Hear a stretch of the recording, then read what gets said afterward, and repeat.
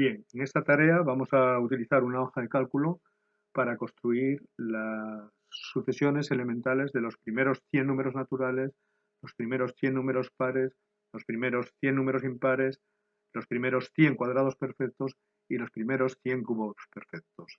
Vamos a primeramente poner los encabezamientos de cada columna.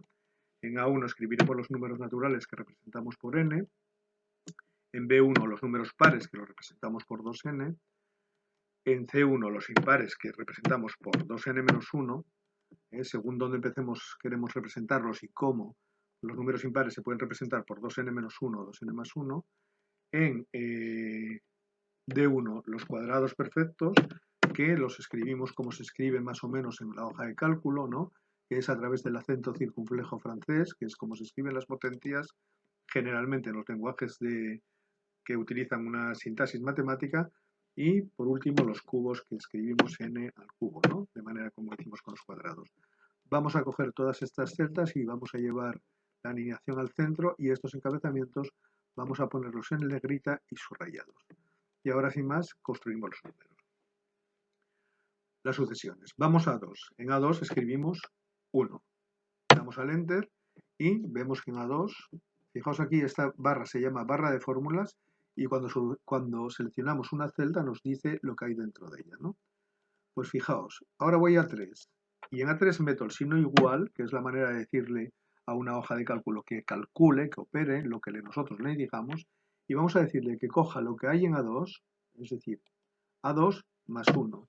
Fijaos que no digo que coja 1 más 1, el contenido de A2, sino lo que hay en A2, que es lo que nos va a permitir que eso sea nuestra referencia de cálculo. Entonces la hoja de cálculo coge efectivamente lo que hay en A2, que es 1, y le suma 1. Entonces aparece un 2. Si yo arrastro, en A4 ¿qué va a aparecer? Pues lo que hay en A3, es decir, en la celda anterior, más 1. Porque lo que estamos haciendo es meter posiciones relativas de la celda, ¿no? Referencias relativas de la celda. Entonces, si arrastro hacia abajo, obtengo, voy hasta la casilla 101, hasta la fila 101, obtengo la sucesión de los primeros 100 números naturales, como aquí se ve. Vamos ahora a construir los números pares. Un número par es el resultado de multiplicar un número natural por 2. Entonces el más pequeño es el 1, que es lo que hay en A2, por 2. Damos al Enter y ahí nos sale. Si yo arrastro, ¿qué va a pasar? Que la fórmula, la hoja opera teniendo en cuenta la referencia relativa de las fórmulas. Entonces va a coger, al ir hacia abajo, la hoja de cálculo va hacia abajo y me coge lo que hay en A3 y lo multiplica por 2, que es 4. Y así sucesivamente hasta obtener los primeros 100 números naturales, que son 100 números pares, perdón.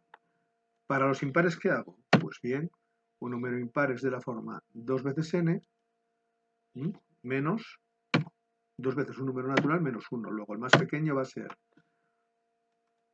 2 veces n, hay que multiplicar por 2 aquí, 2 por, el resultado de multiplicar 2 por el número natural más pequeño menos 1. En la hoja de cálculo el signo por es el asterisco, ¿vale? Pues es 2 por el número natural más pequeño, que es 1, o sea, 2 por lo que hay en A2 menos 1. Entonces ahí tenemos 1. Bajamos hacia abajo y obtenemos los 100 primeros números impares. ¿Cómo se construimos los cuadrados? Pues cogiendo un número natural y multiplicándolo, los cuadrados perfectos, un número natural, y lo multiplicamos por sí mismo. Luego A2 por A2, que sería el cuadrado perfecto más pequeño, que es 1, y así si vamos hacia abajo, obtenemos los 100 primeros cuadrados perfectos, que acaba en 10.000, ¿no? Que acaba en 10.000, los primeros 100 cuadrados perfectos. Y haciendo lo propio para los cubos, quedaría A2 por A2 por A2. Podríamos hacerlo así, o vamos a hacerlo utilizando el comando potencia, A2 al cubo. ¿Vale? Pues sería 1, y ya arrastrando obtenemos los 100 primeros cubos perfectos. Y sin más ya damos por finalizada la práctica.